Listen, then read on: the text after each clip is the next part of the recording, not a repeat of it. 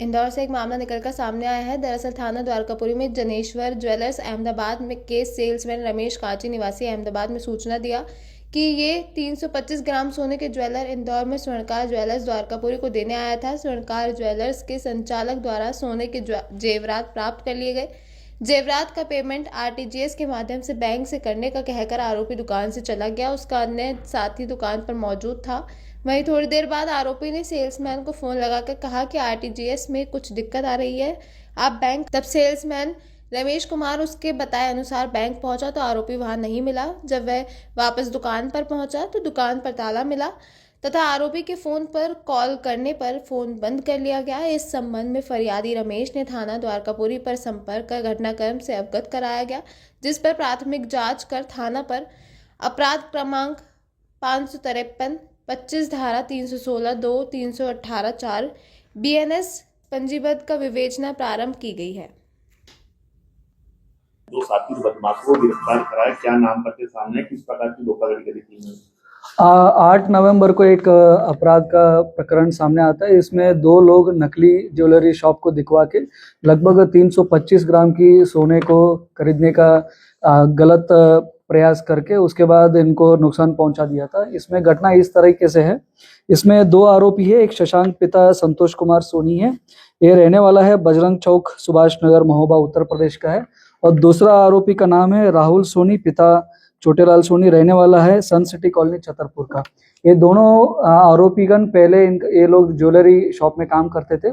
इन लोगों ने दोनों ने मिलकर प्लान करते हैं। इसमें राहुल सोनी है, ये एक दिन गुजरात अहमदाबाद जाता है। गुजरात अहमदाबाद जाके वहाँ पे जनेश्वर ज्वेलर्स है अहमदाबाद, वहाँ पे ये लोग जाके एक आदमी राहुल सोनी जाके वहाँ पे उनको ज्वेलर्स के साथ उनको कॉन्फिडेंस में लेता है। कॉन्फिडेंस में लेके उनको 50,000 रुपए का पेमेंट करता है, हम लोगों को आपसे 350 ग्राम गोल्ड की ज्वेलरी खरीदना है करके। वो 50,000 रुपये लेने के बाद वहाँ के अहमदाबाद की ज्वेलरी वाले उनके कॉन्फिडेंस में आ जाते हैं और उनको बोलते हैं हम लोग द्वारकापुरी में एक ज्वेलरी शॉप हम चला रहे हैं, वहाँ पे आके आप बाकी अमाउंट बाकी गोल्ड को आप डिलीवरी करिए, वहाँ पे आप लोगों को बाकी पेमेंट हम करेंगे करके।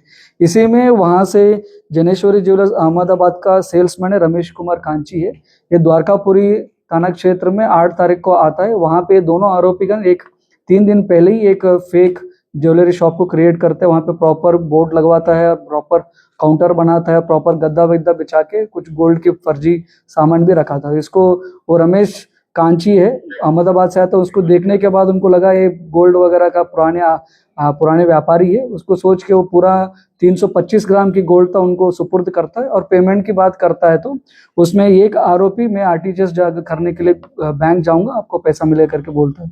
उसके बाद वहाँ पे इन्होंने आरटीजीएस नहीं हो रहे करके उनको रमेश कांची को उधर ही बुलवाते बैंक को।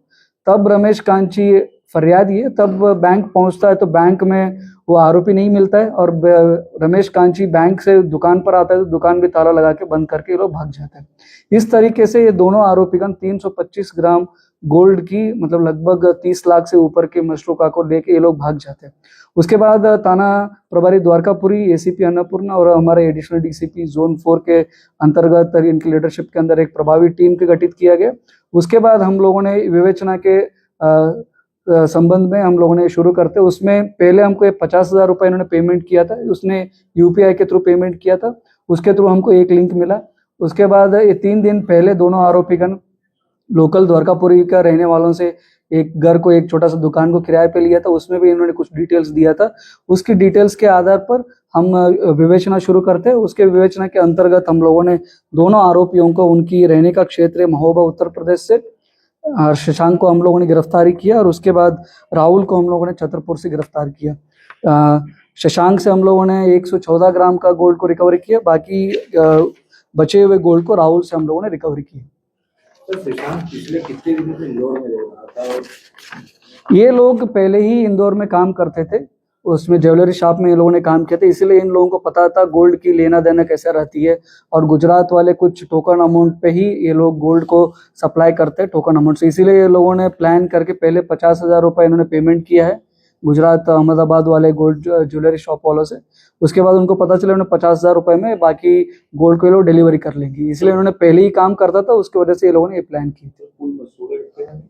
टोटल मशरूक है 325 ग्राम सोना है और टोटल लगभग 30 लाख से ऊपर की ये सोना था। इन आरोपियों को पहले रिकॉर्ड है कुछ?